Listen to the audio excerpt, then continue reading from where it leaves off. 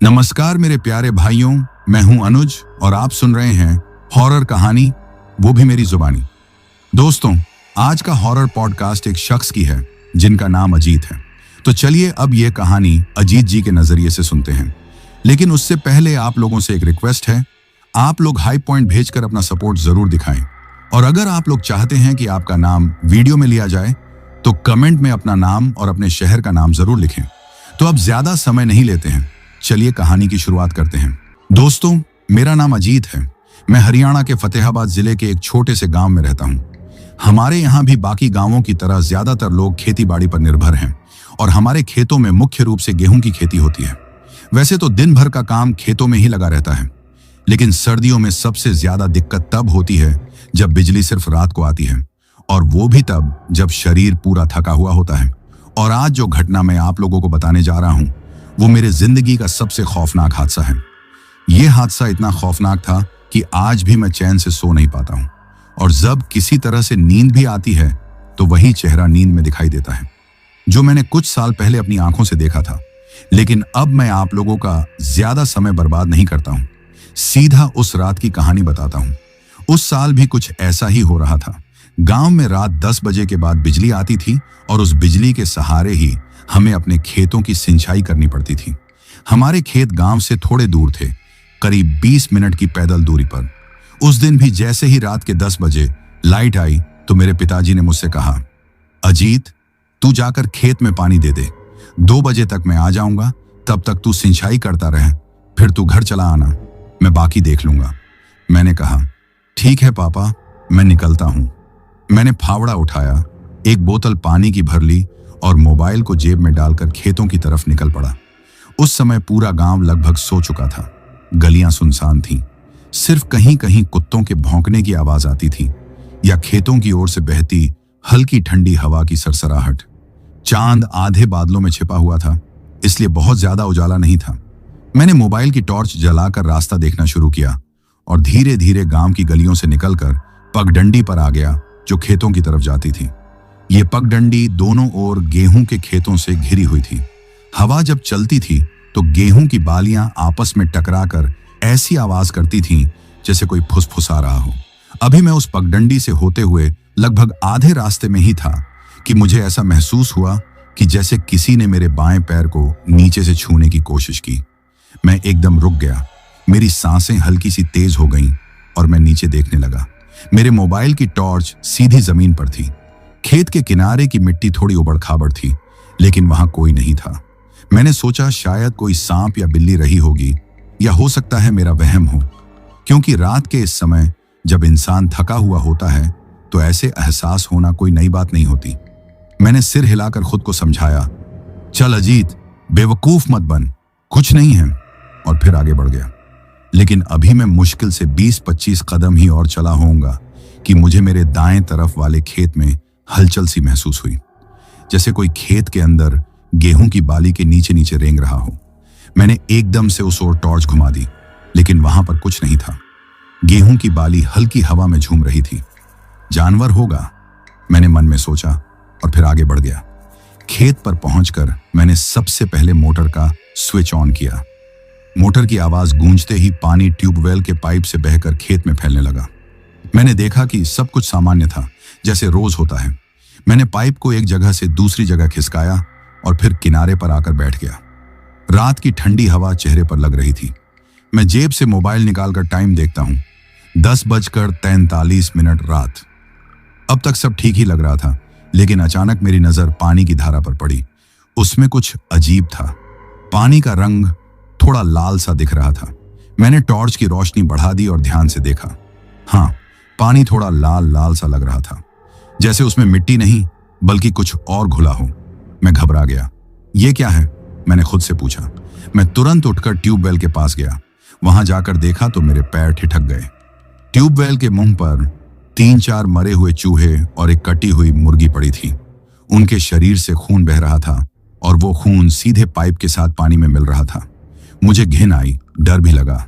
मैंने फावड़ा रखा और झुककर उन मरे हुए जानवरों को हटाने के लिए हाथ बढ़ाया ही था कि अचानक उनमें से एक चूहा हल्का सा हिला। मैं पीछे हट गया। फिर जैसे किसी ने एक एक करके सबको जागने का इशारा किया हो। वो सब मरे हुए चूहे, जिनका शरीर कटा हुआ था, जिनका खून अभी तक बह रहा था, वो उठे और धीरे धीरे गेहूं के खेत में रेंगते हुए चले गए। मेरी टॉर्च हाथ से गिर गई। मैं वहीं मिट्टी में बैठ गया। सांसें तेज हो रही थीं, दिल धक धक कर रहा था। ये क्या देखा मैंने? क्या सच में? मैंने अपने गाल पर एक छांटा मारा। अजीत, तू सही है ना? टॉर्च उठाकर फिर से पाइप की ओर देखा। वहां अब कुछ नहीं था, न खून, न चूहा, न मुर्गी, केवल पानी बह रहा था, लेकिन अब भी थोड़ा गुलाबी सा। मैं वहीं कुछ देर बैठा रहा, हिम्मत जुटाने की कोशिश करता रहा। मोबाइल देखा, 11:12। रात के समय मैंने सोचा, क्या पिताजी को फोन करूं? लेकिन उन्होंने कहा था कि वो 2 बजे आएंगे और शायद ये सब मेरा वहम हो। मैंने खुद को समझाया, कुछ नहीं है अजीत, थक गया है तू, नींद भी आ रही है, सब ठीक है। फिर से पाइप को दूसरी लाइन की ओर घुमाया और सिंचाई शुरू कर दी। लेकिन अब मैं बार बार पीछे मुड़कर देखने लगा था। गेहूं की बालियों की हर हरकत, हर सरसराहट मुझे परेशान कर रही थी। लगता था जैसे कोई छुपकर देख रहा हो। उस रात के पहले घंटे ने ही मुझे जैसे नींद से जगा दिया था। अब मैं खेत में था जरूर, लेकिन मेरा ध्यान कहीं और ही था। हर पग, हर हवा की सरसराहट अब मेरे लिए खतरे का संकेत बन गई थी। सिंचाई का पाइप अब दूसरी लाइन में चल रहा था और मैं बार बार अपने कंधे के पीछे देख रहा था। दूर दूर तक कोई नहीं था, लेकिन वो एहसास, वो किसी के होने की फीलिंग बार बार दिल में धड़कन बढ़ा देती थी। मैंने खुद को काम में बिजी रखने की कोशिश की। बस थोड़ी देर की बात है, 2 बजे पापा आ जाएंगे, मैं खुद से कहता और दोबारा पाइप की दिशा बदलता। तभी अचानक मुझे ऐसा लगा जैसे कोई मेरे पास से होकर निकला हो, बहुत धीरे से, जैसे हवा ने किसी को खींच लिया हो। मैंने तुरंत टॉर्च उस दिशा में फेंकी। टॉर्च की रोशनी गेहूं के खेत पर पड़ी, जहां बालियां हिल रही थीं, लेकिन हवा की दिशा उस तरफ नहीं थी। मैं 2 कदम आगे बढ़ा, उस ओर जहां बालियां हिल रही थीं। जैसे ही मैं करीब पहुंचा, एकदम से सब शांत हो गया। मैंने लंबी सांस ली और पीछे मुड़ने ही वाला था कि मेरी टॉर्च की रोशनी में कुछ झलकता है, जैसे किसी ने आंखें चमकाई हों। मैंने एकदम टॉर्च को वहीं स्थिर किया। वो एक चेहरा था, गेहूं की बाली के बीच से झांकता हुआ, लेकिन पूरी तरह इंसानी चेहरा नहीं। वो चेहरा कुछ पल दिखा और फिर अचानक गायब हो गया। मैं वहीं जड़ बनकर खड़ा रहा। मेरे हाथ से टॉर्च फिसल गई और मिट्टी में गिर पड़ी। मैं झुककर उसे उठाने ही वाला था कि किसी ने मेरे कंधे पर हाथ रखा। अजीत! मैं डर के मारे उछल पड़ा, लेकिन वो आवाज जानी पहचानी थी। मुड़कर देखा तो रामधन काका खड़े थे। काका जी, आप? मैंने हकलाते हुए पूछा। हाँ रे, सिंचाई कर रहा था तो सोचा देख लूं, कोई तकलीफ तो नहीं। मैंने राहत की सांस ली। तू बहुत डर गया लग रहा है। उन्होंने मेरे कंधे पर फिर हाथ रखा। नहीं काका, कुछ नहीं, बस वो थक गया हूं थोड़ा। मैंने झूठ बोला। असल में तो मैं उन्हें यह कहने ही वाला था कि कुछ तो गड़बड़ है यहां, लेकिन फिर मन में आया कि क्या पता वो मुझे ही पागल समझे। ठीक है, तू कर, मैं अपने खेत देख के आता हूं, उन्होंने कहा और दूसरी दिशा में चल पड़े। लेकिन मैंने पीछे मुड़कर एक बार फिर उसी जगह देखा जहां वो चेहरा था। अब वहां कुछ नहीं था। अब समय हो चला था करीब 12:15 रात को।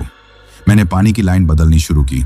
जमीन पर गीली मिट्टी में चलते हुए जब भी मेरा पांव दबता, अजीब सी आवाज होती, जैसे कोई मेरे ठीक नीचे दबा हो। यह सब दिमाग का खेल है, मैं खुद को समझाता रहा। तभी पगडंडी की ओर से किसी के चलने की आहट आई, ठीक ठाक भारी कदमों की आवाज। मैंने टॉर्च की रोशनी उस दिशा में डाली। एक परछाई थी, बहुत धीमी गति से चलती हुई, फिर अचानक ठहर गई। मैं वहीं रुक गया और उसने भी चलना बंद कर दिया। मैंने एक कदम आगे बढ़ाया, वो भी हिली। मैंने एक कदम पीछे लिया, वो भी पीछे हटी। अब मेरी सांसें और तेज हो गईं। कौन है? मैंने चिल्लाकर पूछा। कोई जवाब नहीं आया। कौन है बोलता हूं, मैं थोड़ा और ऊंचा बोला। वह परछाई अब साफ दिख रही थी, लंबा दुबला शरीर, सिर झुका हुआ, और वो बाल जैसे औरत के बाल हों, लेकिन चाल किसी आदमी जैसी थी। वो परछाई धीरे धीरे मेरी ओर बढ़ने लगी। मैंने डर के मारे टॉर्च नीचे की तरफ झुका दी, पर जब दोबारा ऊपर की तो वहां कुछ नहीं था। गायब! मेरे मुंह से अपने आप निकला। अब मैं समझ चुका था, यहां कुछ है, कुछ जो मुझे देख रहा है, मेरे साथ खेल रहा है। मोबाइल देखा, 12:47। रात के 12 बजे पापा के आने में 1 घंटा भी नहीं बचा था। बस थोड़ी देर और। अजीत, तू हार नहीं मानेगा, मैंने खुद को समझाया। मैंने आखिरी लाइन की सिंचाई शुरू की और खुद ही बुदबुदाने लगा।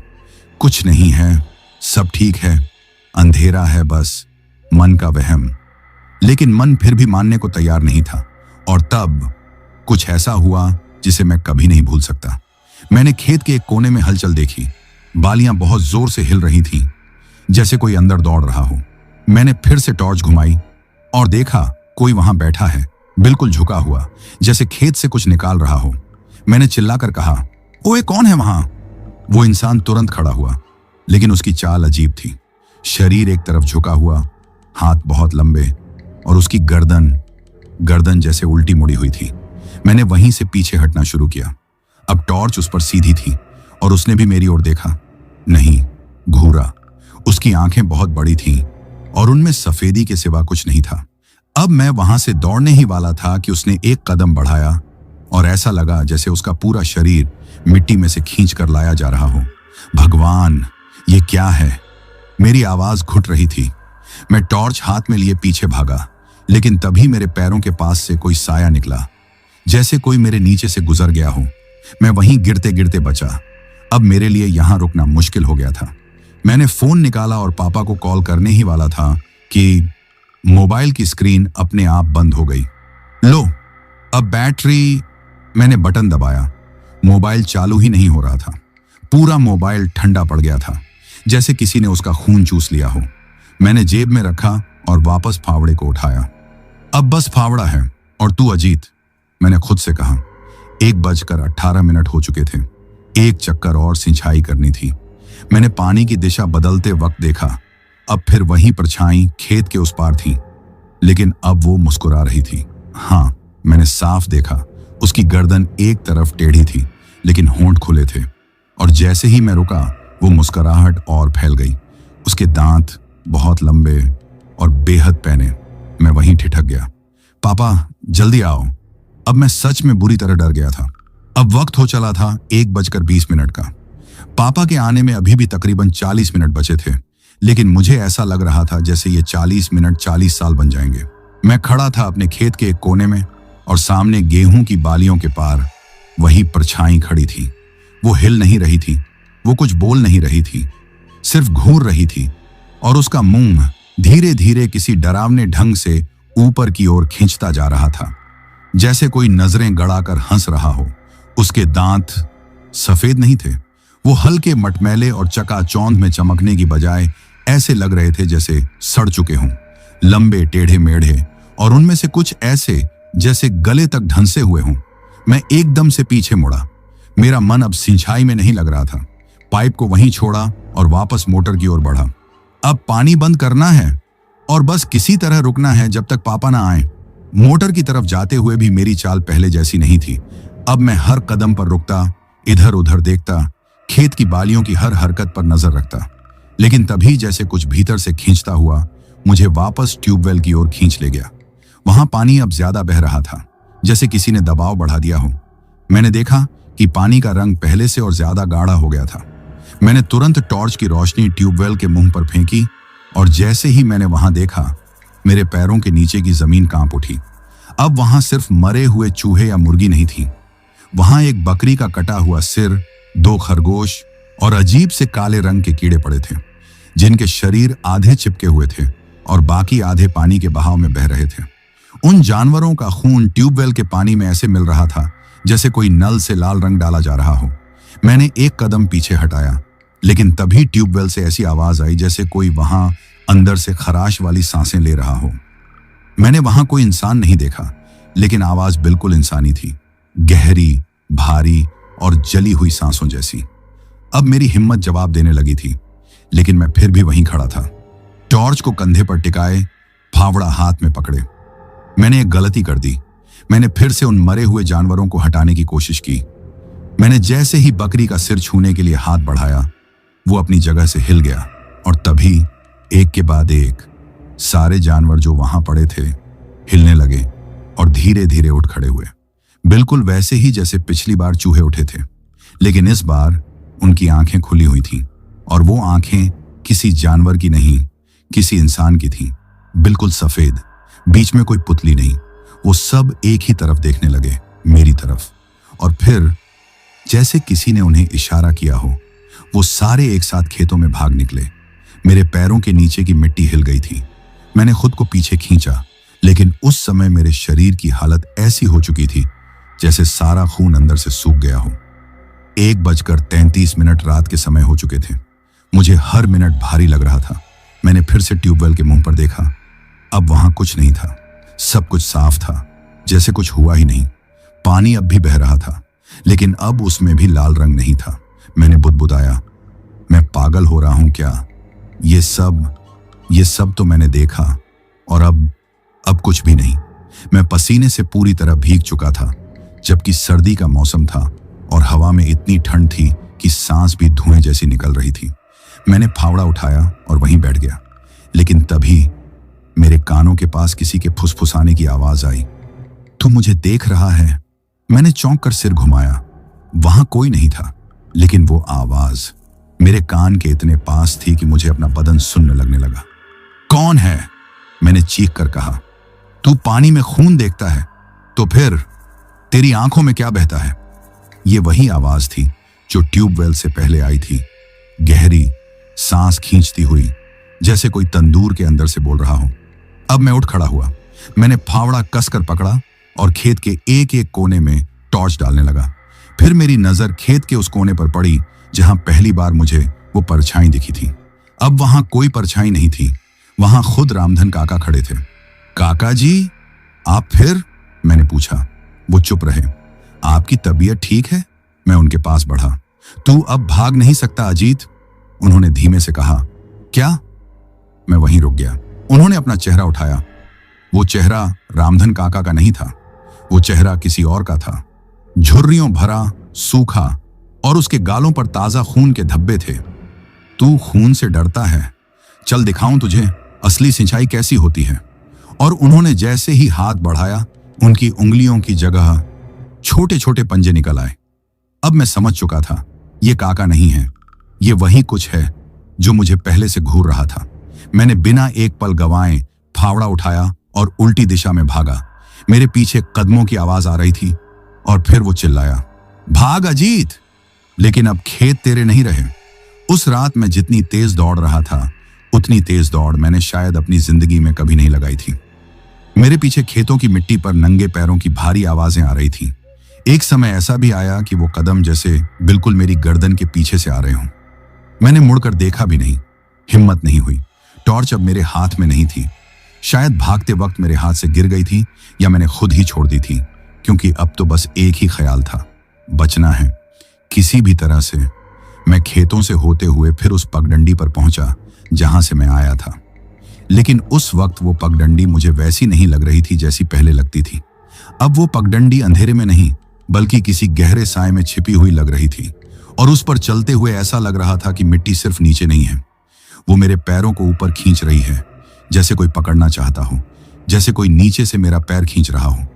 मैंने एक झटका देकर अपना पैर निकाला और तेज दौड़ा, लेकिन तभी अचानक मेरा पैर किसी कठोर चीज से टकराया और मैं मुंह के बल नीचे गिर पड़ा। मेरे चेहरे की मिट्टी में गड़गड़ाहट हुई, और जैसे ही मैंने हाथ उठाया, मेरी नाक से खून बह रहा था। मैं उठने की कोशिश कर ही रहा था कि मेरे पैर को किसी ने पीछे से पकड़ लिया। इस बार पकड़ कमजोर नहीं थी, वो जबरदस्त थी, जैसे लोहे के पंजे हों। नहीं, नहीं, मैंने चिल्लाने की कोशिश की, लेकिन मेरी आवाज गले में ही फंस गई। मैंने हाथों से मिट्टी को पकड़कर खुद को खींचने की कोशिश की, लेकिन जो भी चीज मेरे पैर को पकड़ रही थी, वो मुझे घसीटने लगी थी। उसने मुझे पगडंडी पर घसीटते हुए उसी खेत की ओर खींचना शुरू कर दिया जहां से मैं भागा था। मेरे शरीर का एक एक अंग मिट्टी में रगड़ खा रहा था। नाक से खून बह रहा था, होंठ कट गए थे, और मेरा पाजामा घुटनों तक मिट्टी में लथपथ हो चुका था।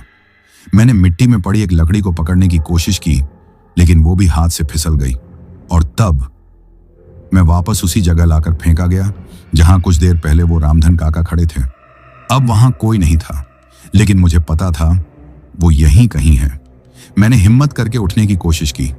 मेरे हाथ अब भी कांप रहे थे, लेकिन मैं किसी तरह से खुद को घसीटते हुए थोड़ा किनारे तक ले गया और वहां टिककर बैठ गया। सांसें फूल रही थीं। दिल की धड़कन इतनी तेज थी कि मुझे अपने कानों में उसकी आवाज सुनाई दे रही थी।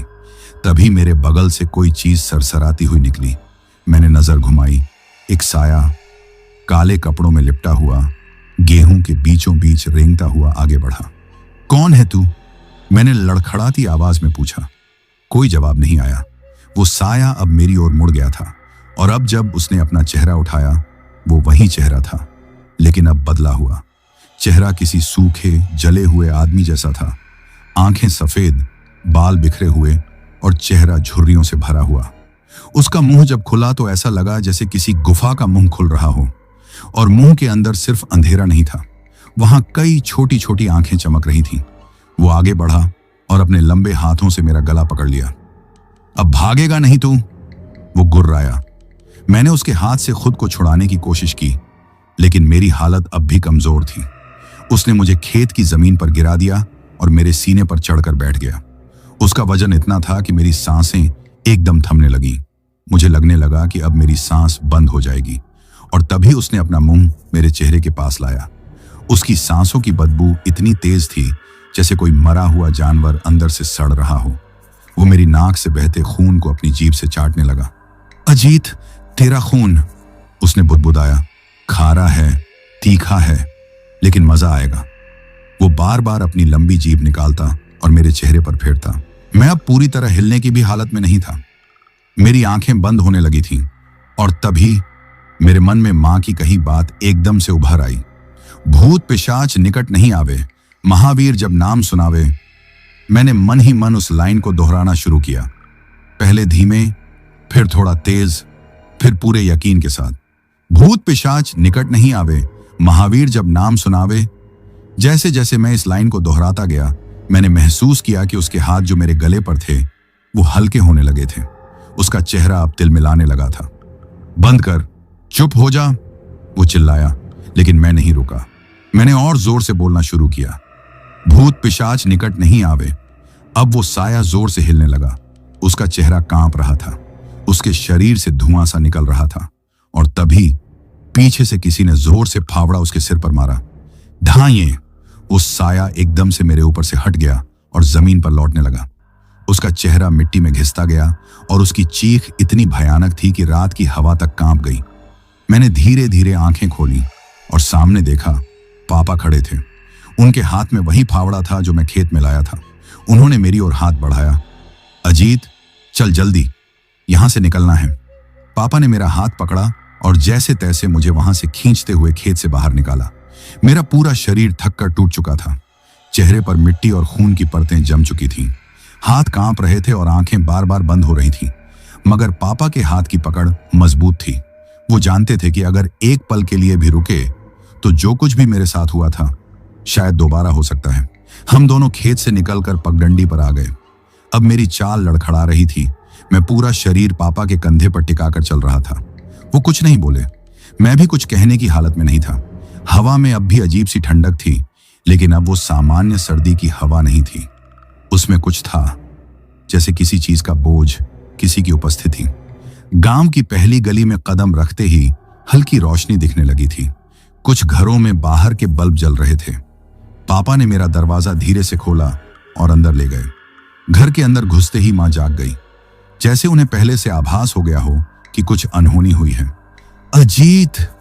वो मेरे पास दौड़ी और मेरी हालत देखकर घबरा गई। ये क्या हाल है छोरे का? खून, ये क्या हो गया?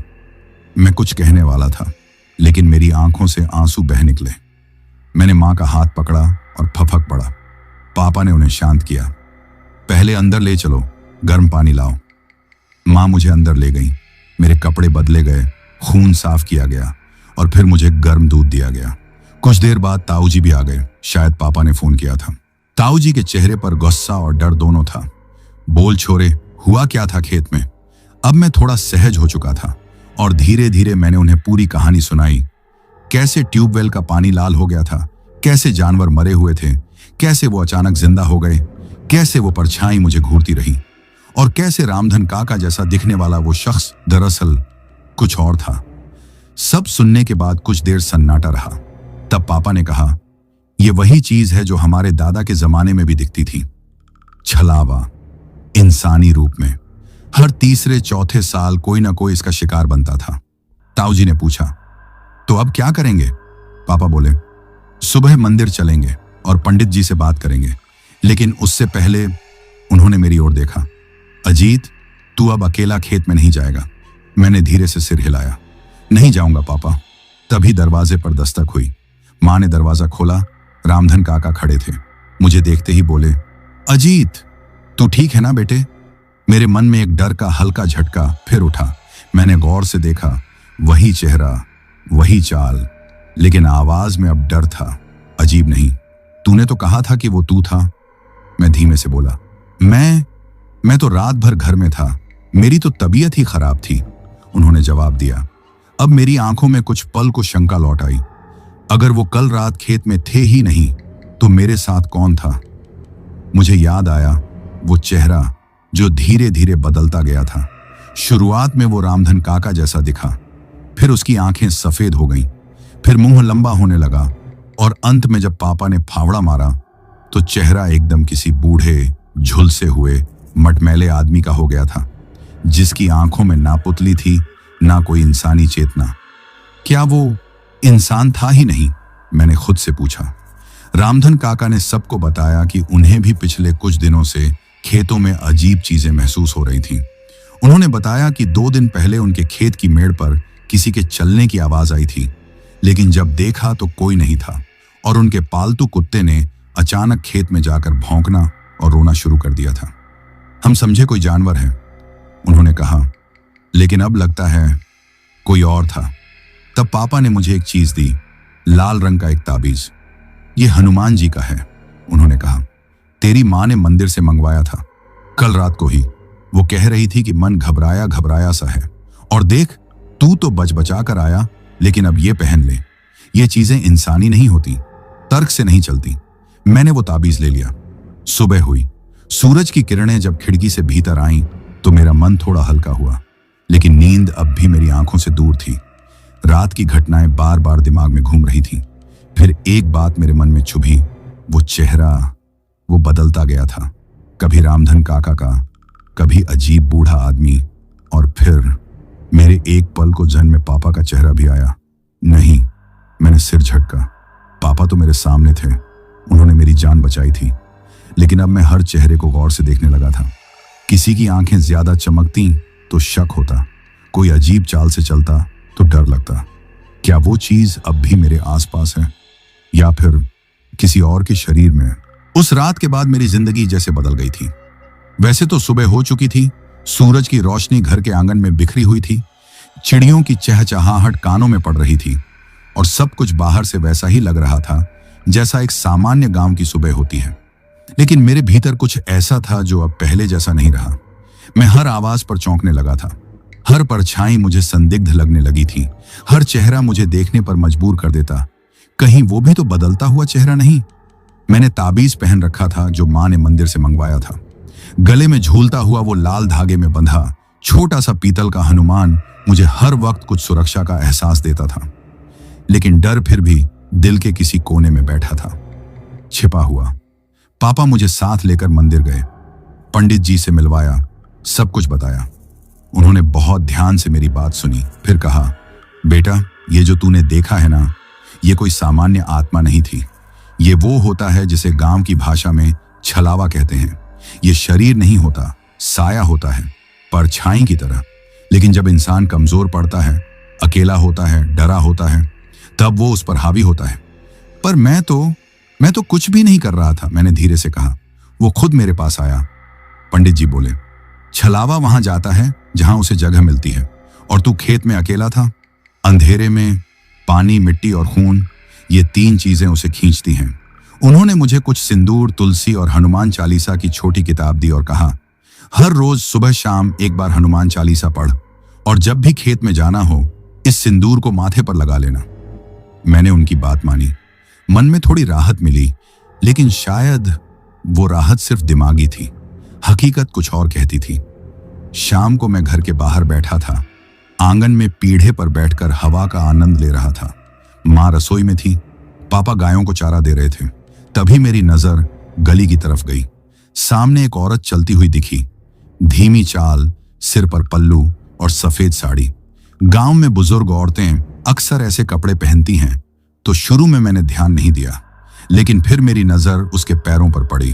वो चल रही थी, लेकिन उसके कदम जमीन को छू नहीं रहे थे। क्या? मैं एकदम खड़ा हो गया। मैंने एक पल पलकें झपकाईं और वो औरत गायब। अरे, मैंने मुंह से निकाला। अभी तो मैंने सामने दौड़कर देखा, लेकिन वहां कुछ नहीं था। गली खाली थी, दूर तक कोई नहीं। मैं अंदर गया, पापा को बताया। उन्होंने कहा, तेरा मन अब ज्यादा सोचने लगा है अजीत, थोड़ा काम में ध्यान लगा। दिन में ऐसे साए नहीं आते। पर पापा, वो पैरों से जमीन को छू नहीं रही थी। मैंने जोर देकर कहा। पापा शांत रहे, फिर बोले, ठीक है, आज खेत मत जा, कल सुबह मैं साथ चलूंगा, तब बात करेंगे। मैंने हामी भर दी। रात को खाना खाने के बाद मैं जल्दी ही अपने बिस्तर में चला गया, लेकिन नींद नहीं आ रही थी। माँ ने कहा, हनुमान चालीसा पढ़ के सोया कर, डर लगे तो मेरा कमरा खुला है। मैंने वो छोटी किताब खोली और पढ़ना शुरू किया। धीरे धीरे मन शांत हुआ और नींद ने घेर लिया, लेकिन शायद मेरी नींद पूरी होने से पहले ही वो लौट आया था। मैं सपने में नहीं था, मैं अपने आंगन में खड़ा था। सब तरफ अंधेरा था, लेकिन इतना नहीं कि कुछ दिखे ही नहीं। सब कुछ धुंधला सा था। मेरे सामने वही खेत था, वही ट्यूबवेल, वही गीली मिट्टी, और उस मिट्टी के बीच कोई बैठा था, झुका हुआ। मैं उसे पहचानने की कोशिश कर रहा था, लेकिन उसका चेहरा जमीन में गड़ा हुआ था। मैंने कदम आगे बढ़ाया। 1, 2, 3। वो सिर उठाता है धीरे धीरे, और चेहरा जब ऊपर आता है, वो मेरा अपना चेहरा होता है। तू है या मैं? वो बोलता है मेरी ही आवाज में। मैं चीखना चाहता हूं, लेकिन मुंह से आवाज नहीं निकलती, और तभी उसकी आंखें सफेद हो जाती हैं, मुंह फटता है, और अंदर से निकलता है वही चेहरा, झुलसा हुआ, वही जो खेत में मिला था। तेरे अंदर मैं रहूंगा अब, वो चिल्लाता है। मैं बुरी तरह हड़बड़ाकर बिस्तर पर उठ जाता हूं। मेरे पूरे शरीर से पसीना बह रहा था। मेरी टी शर्ट भीग चुकी थी। माँ मेरे कमरे में दौड़कर आती हैं। क्या हुआ अजीत, तू चीखा क्यों? मैं कुछ नहीं बोल पाया, बस एक ही बात बार बार मन में गूंज रही थी। छाया अब सपनों में भी पीछा कर रही है। अगली सुबह जब मेरी आंख खुली, तो सूरज की हल्की किरणें कमरे की खिड़की से अंदर झांक रही थीं। लेकिन नींद के बावजूद मेरी आंखों के नीचे काले घेरे थे, और शायद हों भी क्यों ना, उस रात का सपना अब भी मेरे मन में गूंज रहा था। सपने में खुद का चेहरा, वही जलता हुआ स्वरूप, और वो अंतिम लाइन, तेरे अंदर मैं रहूंगा अब। मैंने उठकर मुंह धोया। माँ ने हल्का नाश्ता दिया और पूछा, अब ठीक लग रहा है ना? मैंने सिर हिलाया। हाँ माँ, लेकिन अंदर से मैं जानता था कि अब कुछ भी पहले जैसा नहीं था। पापा ने आवाज दी, अजीत, खेत चलना है, मैं साथ हूं आज, डरने की जरूरत नहीं। मैंने खुद को तैयार किया, ताबीज पहनकर गले के अंदर डाला और जेब में हनुमान चालीसा की छोटी किताब रख ली। हम दोनों खेत की ओर निकल पड़े।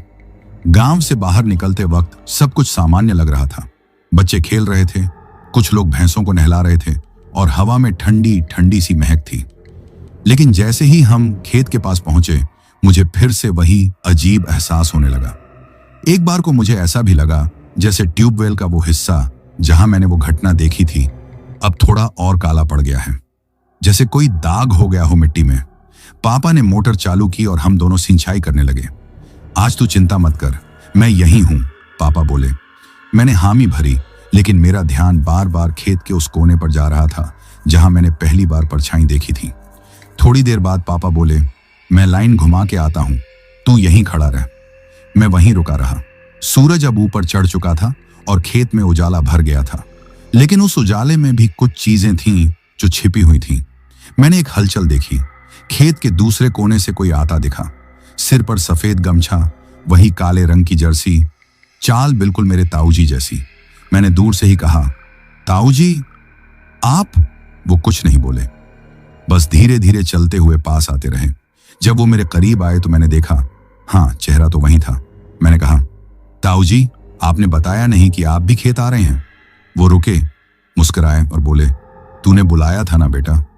मैं थोड़ा चौंका। हाँ, जब तू डरता है तो कोई तो आता है ना। अब देख, मैं आ गया। वो मुस्कुराए। उनकी मुस्कुराहट कुछ अजीब थी, उनके दांत पहले जैसे नहीं लग रहे थे, थोड़े लंबे, थोड़े बाहर की ओर निकले हुए। और उनकी आवाज में कुछ था, कुछ ऐसा जो ताऊ जी की आवाज नहीं थी। धीरे धीरे मेरे रोंगटे खड़े होने लगे।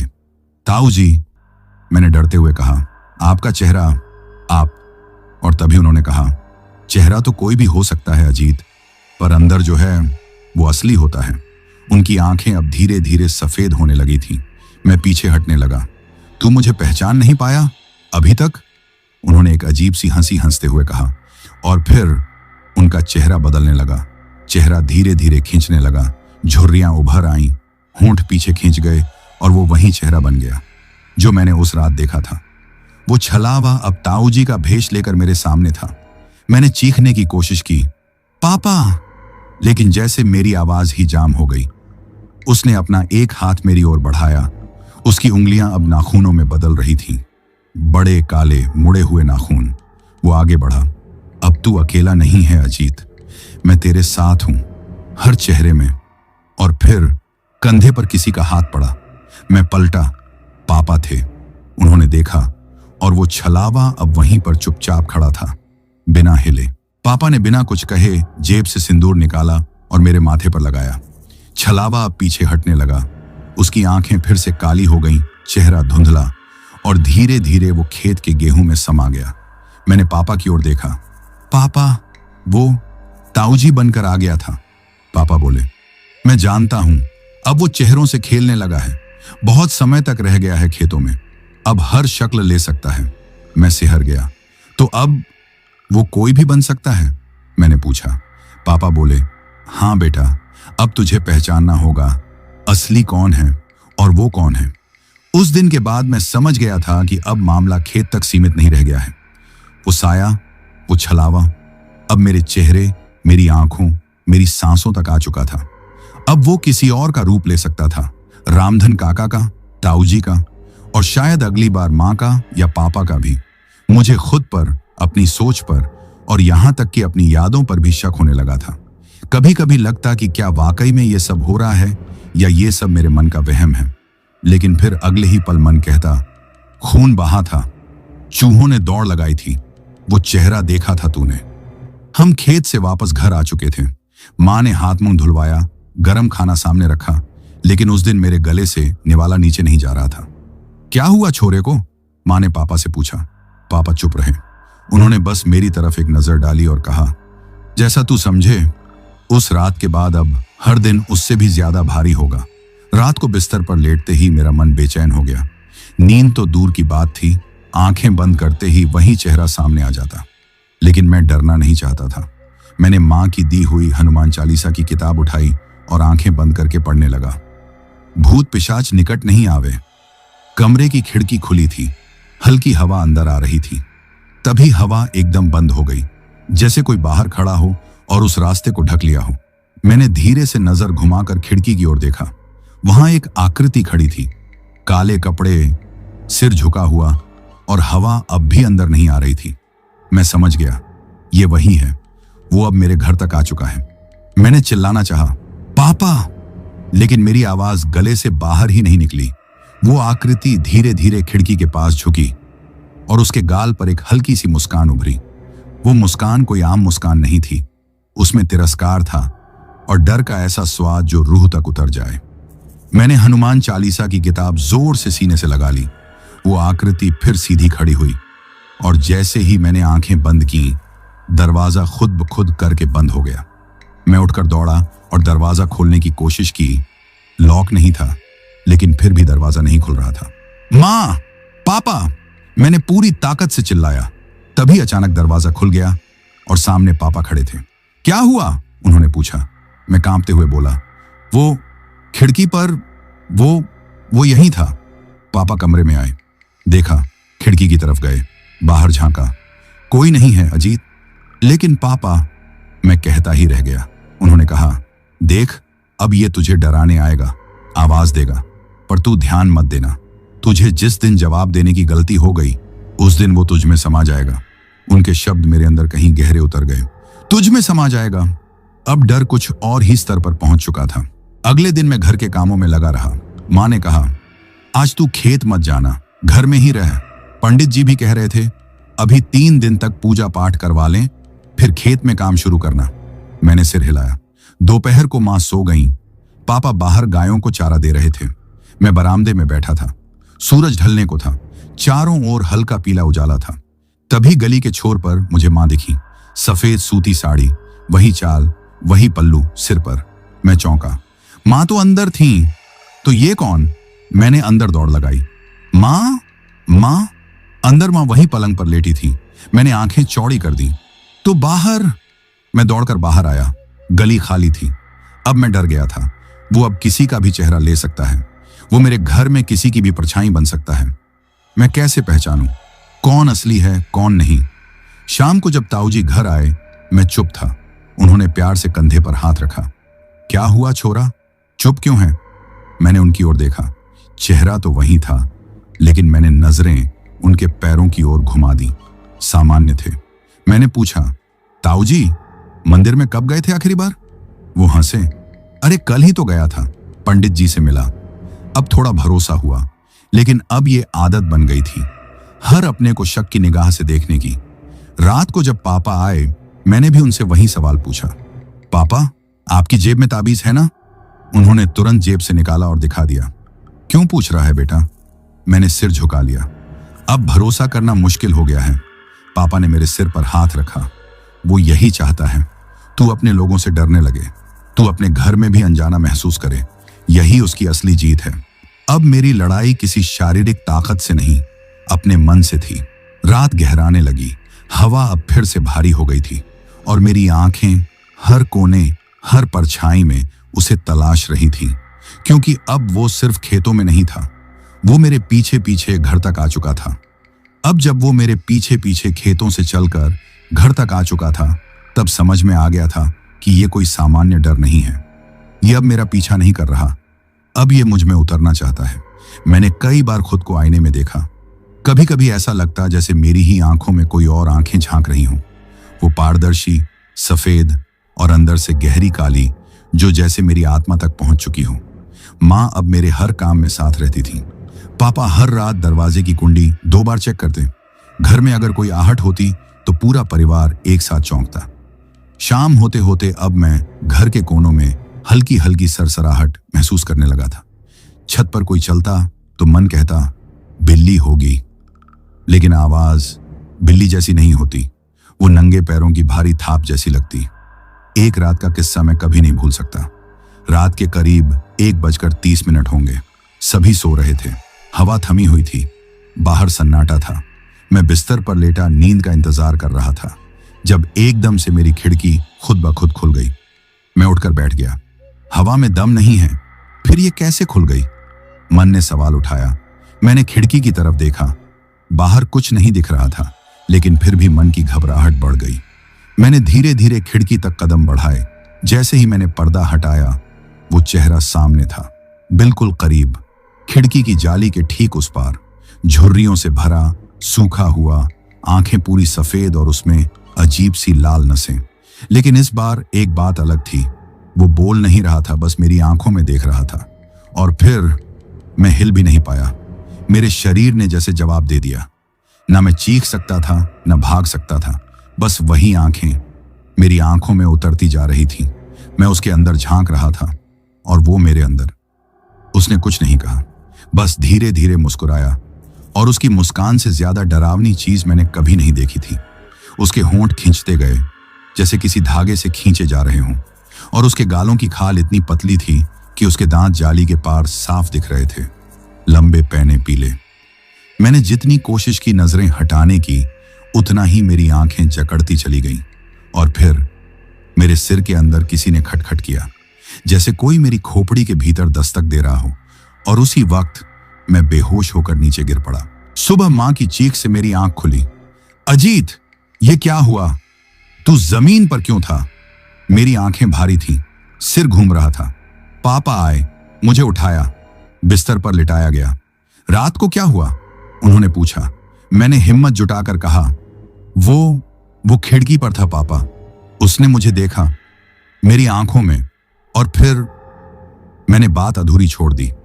अब मेरी आंखों में आईना देखने की हिम्मत नहीं थी। पंडित जी को बुलाया गया। उन्होंने मेरी आंखों में देखा, माथे पर सिंदूर लगाया और बोले, ये अब केवल पीछा नहीं कर रहा, ये अब इसे काबू करना चाहता है। मतलब? पापा ने पूछा। मतलब ये अब इसके शरीर में उतरने की कोशिश कर रहा है, और अगर ऐसा हो गया तो फिर इसे वापस लाना बहुत मुश्किल होगा। मां रोने लगी। मैं चुप रहा। अब हर परछाई, हर कोना, हर आवाज मुझे लगने लगा जैसे मुझे पुकार रही है। अगली रात मैं सो रहा था। कमरे में हल्की नीली रोशनी जल रही थी। तभी किसी ने मेरा नाम लिया। अजीत।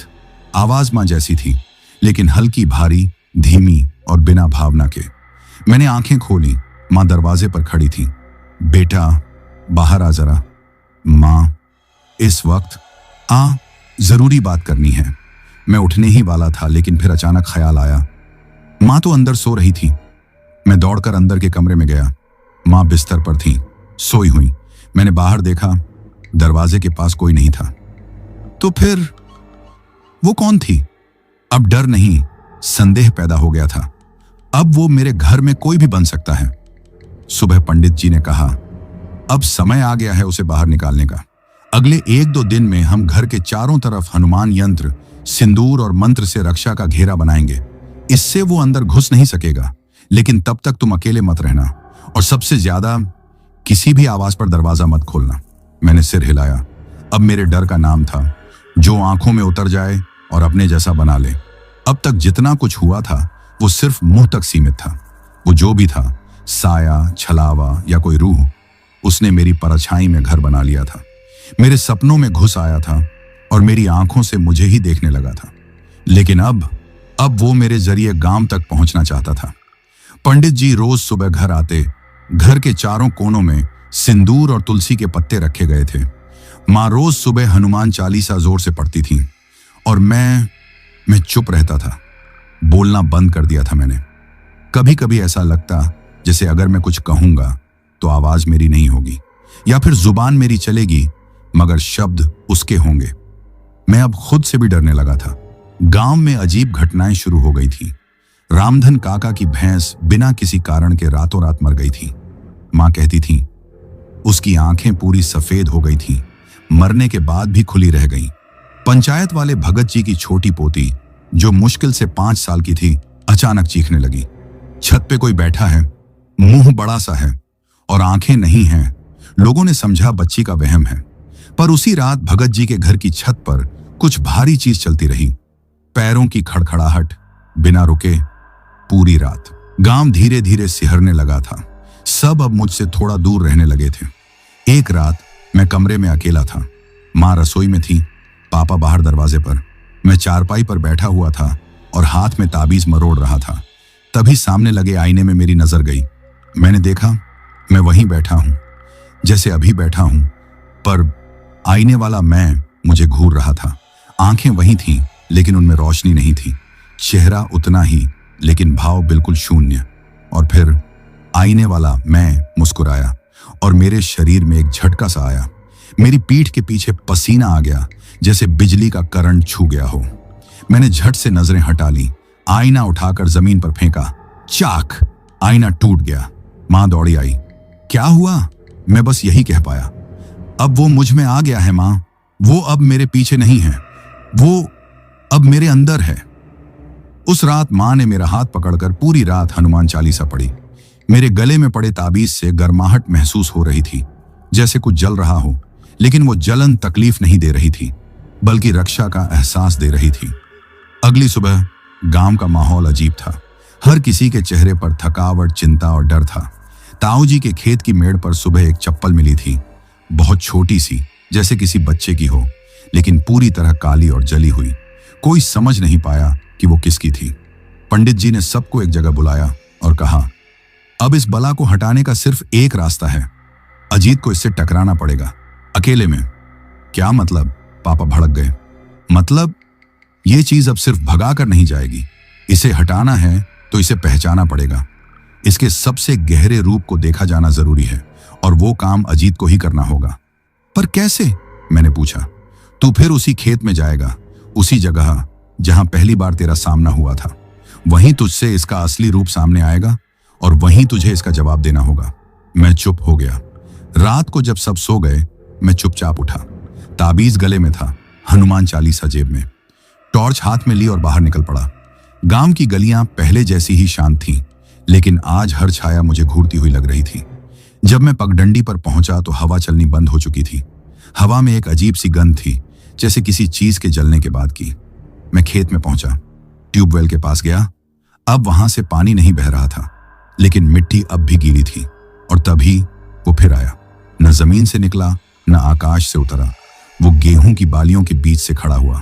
धीरे धीरे, पहले परछाई, फिर आकार, और फिर वही चेहरा। अब का चेहरा और भी भयानक था। चेहरा जलता हुआ, अधजला, चमड़ी उतरती सी, आंखें गड्ढों में ढंसी हुई। लेकिन सबसे डरावना, उसका मुंह अब सीधा मेरी ओर था और उसमें से मेरी अपनी आवाज निकल रही थी। अजीत, तू आखिर क्यों डर रहा है? मैं तो तेरा ही हिस्सा हूं, तेरे ही भीतर से तो निकला हूं। तू झूठ है, मैंने कहा। मैं तुझसे नहीं डरता। तो फिर क्यों? हर बार जब मैं पास आया तू कांप गया। मैंने जेब से हनुमान चालीसा निकाली और जोर से पढ़ना शुरू किया। भूत पिशाच निकट नहीं आवे, महावीर जब नाम सुनावे। वो हंसा, जोर से हंसा। इन शब्दों से डरता था मैं, अब नहीं डरता। तू कमजोर हो चुका है अजीत, मैं तुझसे ताकत लेता हूं, हर डर के साथ। मैंने आंखें बंद की और जोर से हनुमान चालीसा के मंत्र बोलता रहा। मंत्रों के साथ साथ हवा चलने लगी, गेहूं की बालियां झूमने लगी, ट्यूबवेल से फिर से लाल पानी बहने लगा। पर इस बार मैं भागा नहीं, मैं खड़ा रहा। और तभी एक तगड़ी सी आवाज आई, अजीत। मैंने पीछे देखा, पापा थे। उन्होंने फावड़ा उठाया और वो सीधे उस छाया की ओर बढ़े। वो छाया एकदम से बिखरने लगी, उसका चेहरा मिटने लगा, मिट्टी उड़ने लगी और वो धीरे धीरे खेत की जमीन में समा गया। मैं वहीं जमीन पर बैठ गया, पसीने से लथपथ, लेकिन एक सुकून के साथ।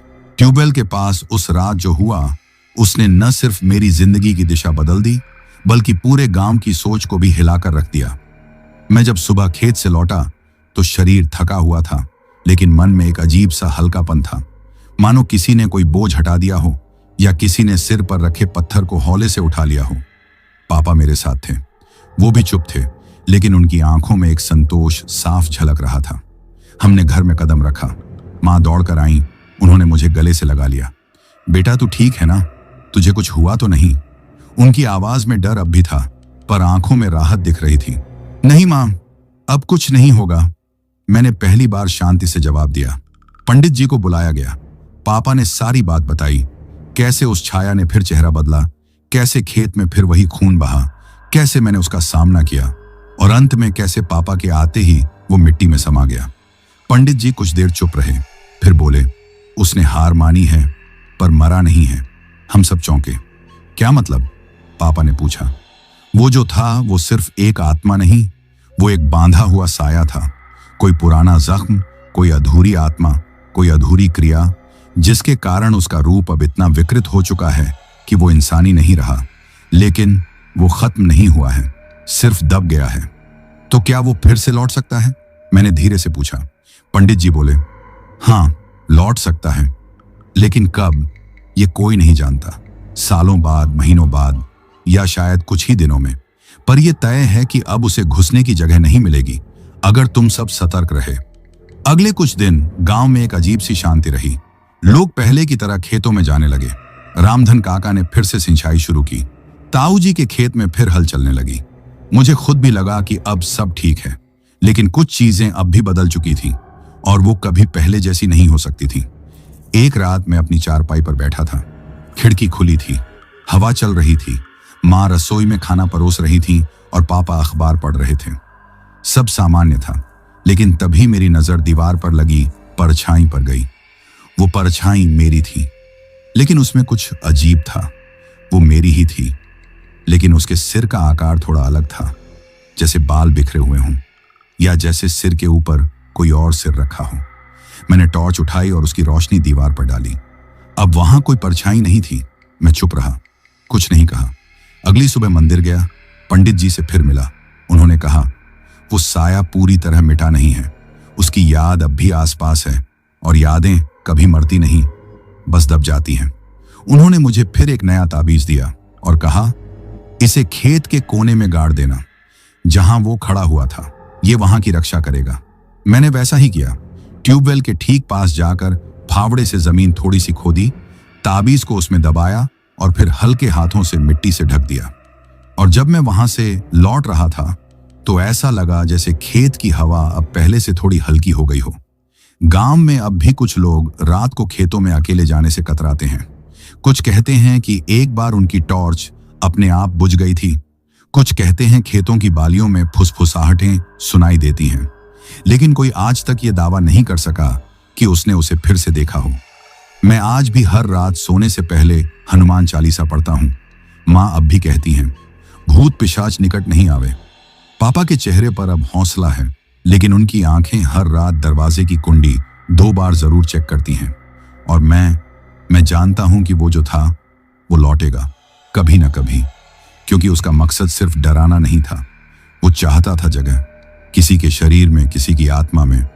और जब तक किसी का मन कमजोर रहेगा तब तक उसकी वापसी मुमकिन है।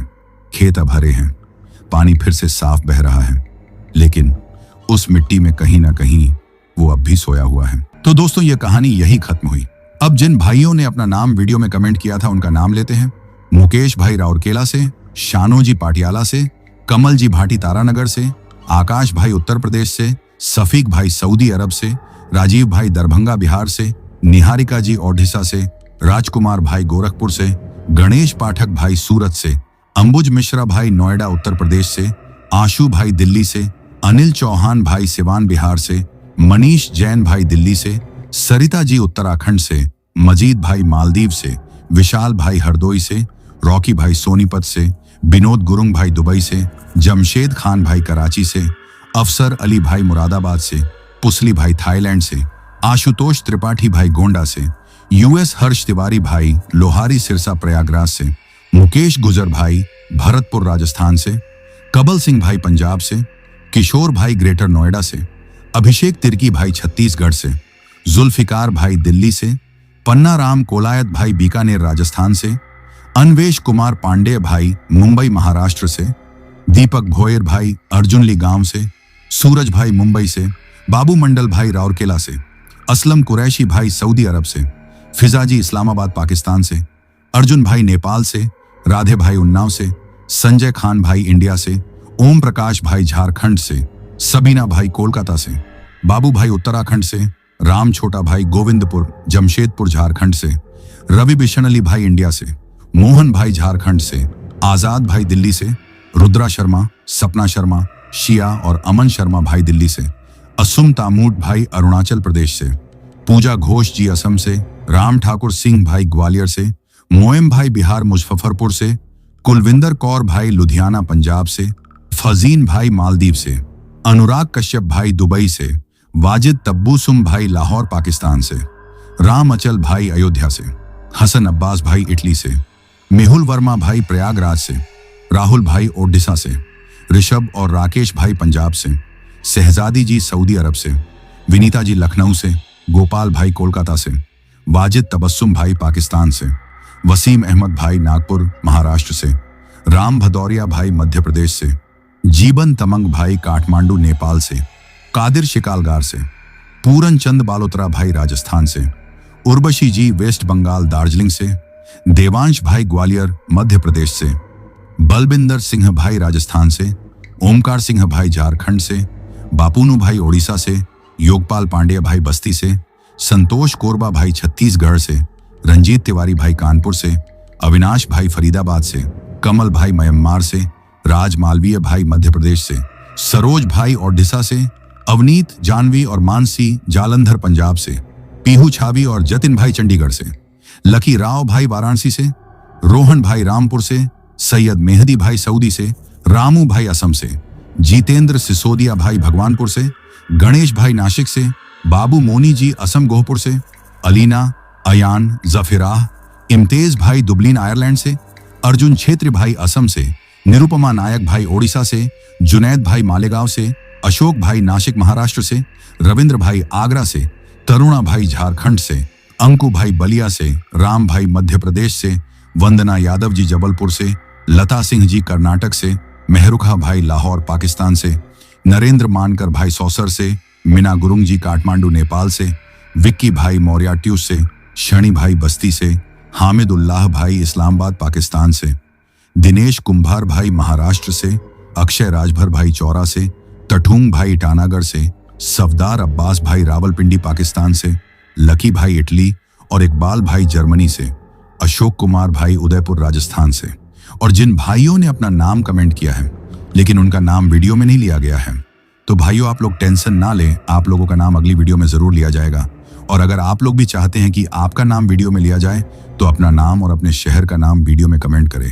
अगर आपको यह कहानी पसंद आई हो तो वीडियो को लाइक और चैनल को सब्सक्राइब करें ताकि और भी डरावनी कहानियां आप तक पहुंच सकें। कहानी को अंत तक सुनने के लिए दिल से धन्यवाद दोस्तों। आज के लिए बस इतना ही, मिलते हैं जल्द ही कुछ नई कहानियों के साथ। तब तक के लिए अपना ध्यान रखिए।